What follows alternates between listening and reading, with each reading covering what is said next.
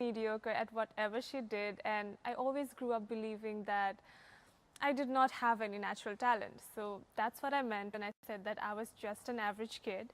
But as I grew up, I realized that hard work could always beat talent. And you know, right now I'm still the same average kid, but I believe that with hard work and dedication, I can be whoever I want to be. What would you say to kids or parents who believe that they are average students or their children are average students? What would you tell them?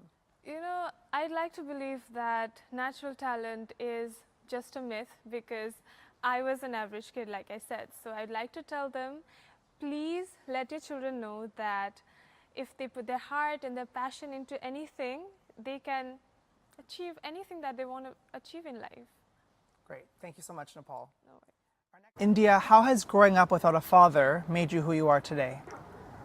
Everything that I am today is only through what I've learned from my life experiences, my mistakes, and the circumstances life has put me through.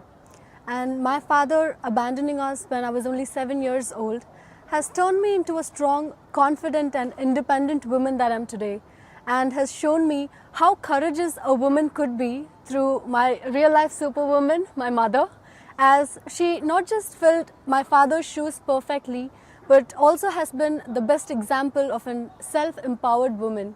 And learning from her as I grew up, I took up the responsibility to become the man of the house, to be able to be a better role model to my younger brother, and also an emotional support to my mother.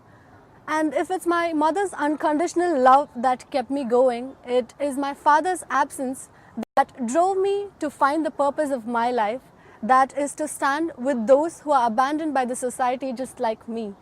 So I truly believe that everything in the world happens for a reason, and it's not the circumstances that define you, but it's how you face it that makes who you are. So, yeah. Thank you, India. And will your mom be coming to the Miss World final? No, she won't be, but her blessings are always with me. Thank you, India. Thank you so much. And Nepal, what is the biggest problem faced by your country, and how would you solve it? Unemployment has been one of the biggest challenges that we've been facing as a country, as a lot of youth are migrating to foreign countries for job opportunities. So I believe that creating more jobs through tourism, which happens to be one of our biggest strengths as a country, is a way to go about it.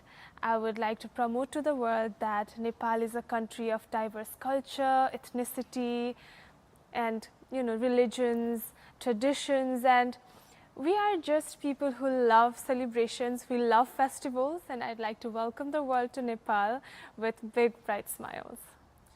Thank you, Nepal, and thank you everyone. Who is someone from your country that inspires you?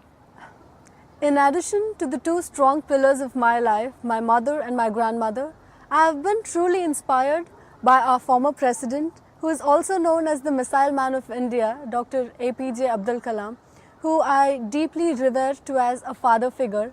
And his story, from being a small town boy who is a newspaper vendor to having an invention on his own name, has